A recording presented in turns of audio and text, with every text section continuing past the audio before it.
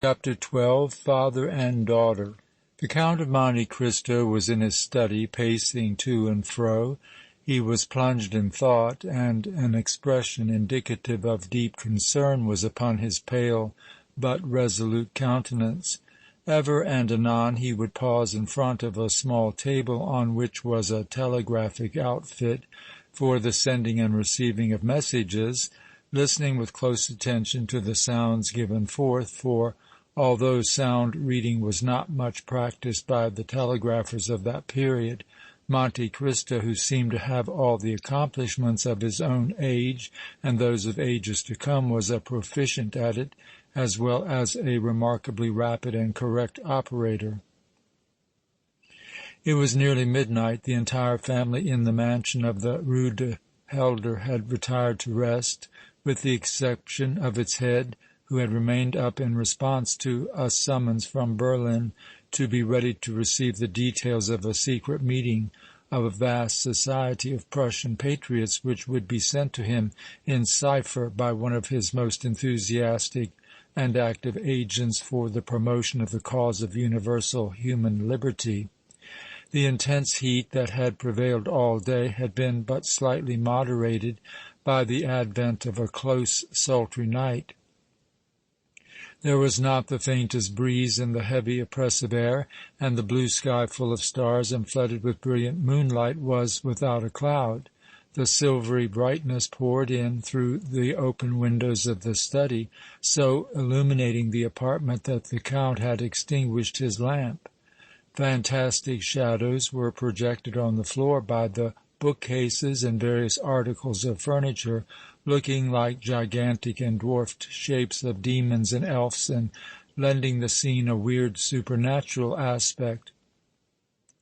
Monte Cristo walked amid these distorted shadows like some master magician communing with the dark, mysterious spirits that received his commands in silence and then vanished to execute them without question or debate.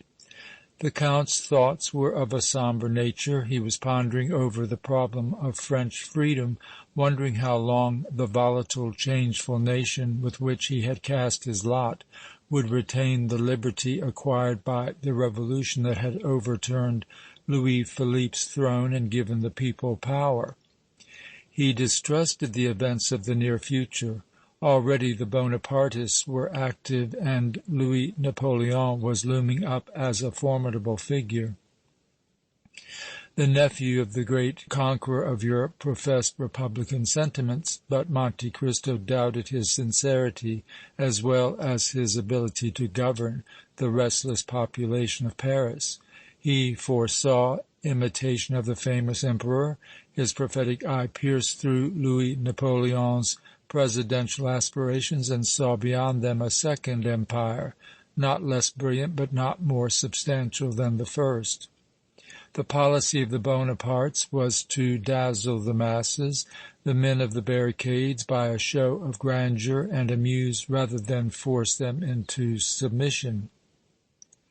The Count had held aloof from Louis Napoleon, had even opposed him to the full extent of his mighty influence. He had done so not from any personal considerations, but for the good of the entire French people, for the preservation intact of the fabric of freedom, the fruit of the Revolution of 1848. Meanwhile, as these thoughts coursed through Monte Cristo's active brain, the telegraphic instrument went ticking steadily on, but the information he expected was not conveyed. News flashed to him from every centre of political agitation save Berlin. There an obstinate, ominous silence prevailed. Several times he sought to open communication with his confederate in the Prussian capital, but his signals were unanswered. At last he paused wearily in his walk, throwing himself in a huge armchair. Fatigue weighed upon his eyelids, and he speedily sank into an uneasy, broken sleep, from which he started at intervals, disturbed by some vague, disquieting dream.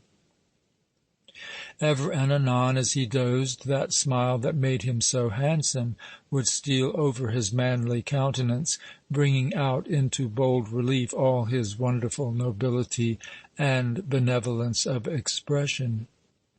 As midnight struck in every clock tower in Paris, the usual solitude of the Rue du Helder at that dead hour was broken by the appearance of a sinister figure at the little gate of Monte Cristo's garden. This figure was almost instantly followed by another hardly less forbidding. Both wore masks and moved as stealthily as cats. The second figure addressed the first, speaking in a cautious whisper. "Bouche de Miel, is that you?" "Yes, Siebecker, have you the key?" muttered the other, scarcely above his breath. "Here it is, old man. Now to work. The others will be on hand in a moment. Open the gate and let us get in." Bouche de Miel took the key, which was covered with oil to prevent grating, and inserted it in the lock. It fitted to a charm and turned noiselessly. Bouche de Miel gave the gate a gentle push. It yielded, swinging open without a sound. The two men passed inside, partially closing it after them. The moonlight fell upon the seat that Zuleika and Mademoiselle d'Armilly had occupied beneath the honeysuckle-covered arbor that morning. Bouche de Miel gave a sudden start as he glanced at it, half repenting of having yielded to Waldmann's command under the impulse of his hatred for Monte Cristo and his desire for revenge. He trembled violently in spite of all his efforts to maintain composure, and his face became one mass of sweat beneath his protecting mask. Siebecker noticed his agitation and gave vent to a smothered curse. "Sacré nom d'un chien!" he muttered between his teeth. "If you go on like that, old man, it would have been better had Waldmann let you off. You can't do this job with an unsteady hand. Brace up, Bouche de Miel. What's that?" There was a slight noise at the gate. Grasping his tremulous companion by the arm, Siebecker hurriedly drew him behind a clump of small chestnut trees. No sooner were they hidden than three masked men cautiously opened the gate and came on tiptoe into the garden. Waldmann, Peppino and Beppo had arrived and were ready to do their share of the nefarious work. Siebecker and Bouche de Miel silently emerged from their hiding place and joined them. Waldmann glanced about him, evidently satisfied. "So far, so good," said he in an undertone. "We are all here on time. Do not let us waste an instant. Have you steadied your nerves with plenty of brandy, Bouche de Miel?" "I'm all right," replied the latter doggedly, though there was a perceptible quiver in his voice as he spoke. "He has just had another fit of fear," said Siebecker disdainfully.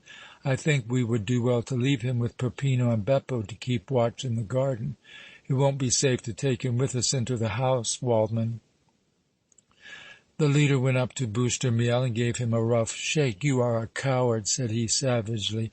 "That woman's story you told us was all bosh. You are afraid of meeting Monte Cristo, as I saw very plainly this morning."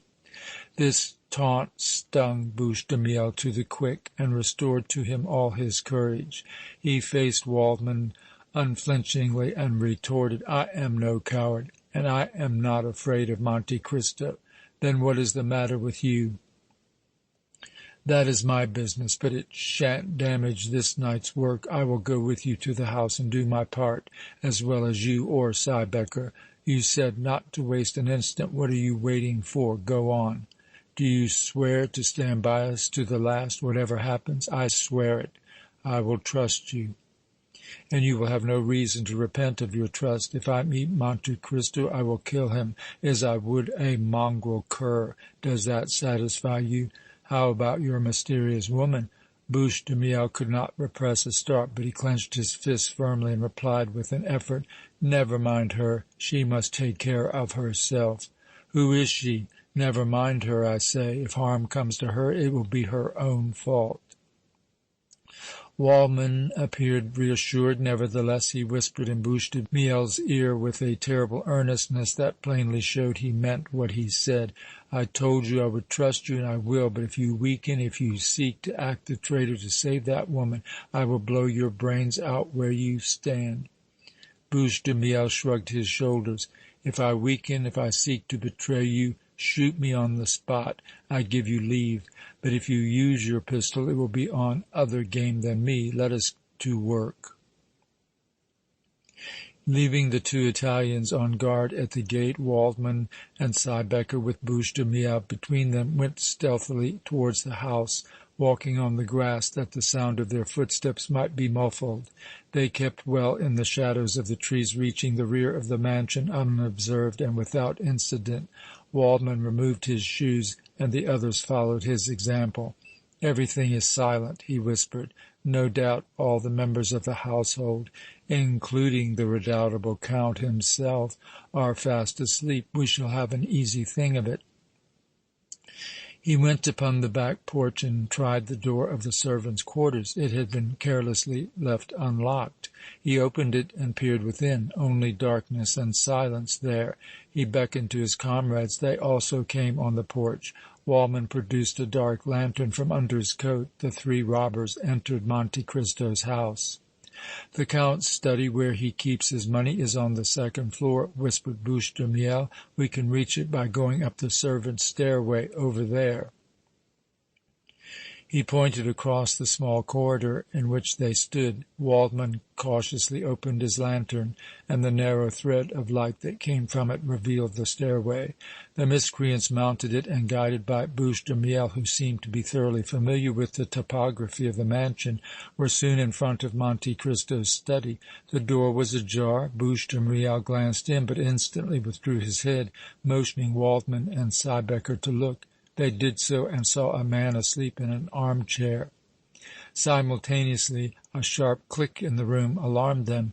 They clenched their teeth, set their lips firmly together, and drew their pistols. The sharp click was repeated, followed in rapid succession by several others. It was the telegraphic instrument. The news from Berlin had come. Instantly the Count was wide awake. He leaped from his chair and ran to the instrument, to the clicking of which he eagerly and intently listened. The vast society of Prussian patriots had met. The delegates had been long in arriving, for although the utmost secrecy had been used, the royal police had got wind of their presence in the capital and of the proposed assemblage. Still, it was hoped that the meeting would not be disturbed, as the rendezvous was in a secluded locality of which it was thought the authorities were not suspicious. Scarcely, however, had the President taken his seat when the police poured in through every door and window. All the patriots were arrested, save Monte Cristo's confederate, who by a lucky chance succeeded in deceiving the myrmidons of the law. The Count's brow clouded as he heard this startling intelligence ticked off by the telegraphic instrument. He put his hand to his forehead at the conclusion of the ominous message and staggered like a drunken man back to his armchair, into which he sank.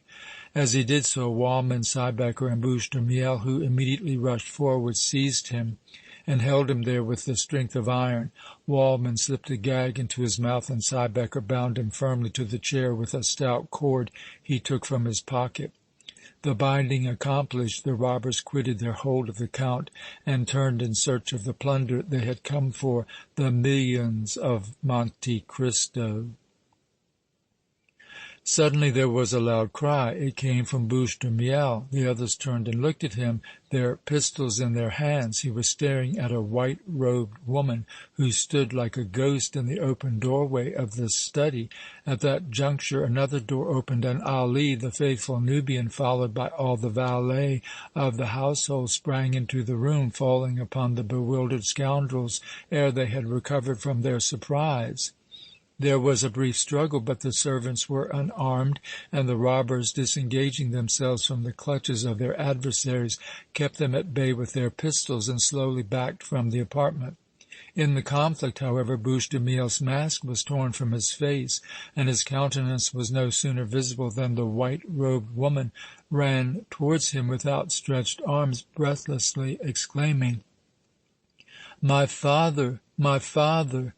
Bouche de Miel motioned her from him. Then he moved as if to approach her, urged on by a feeling he was altogether unable to master.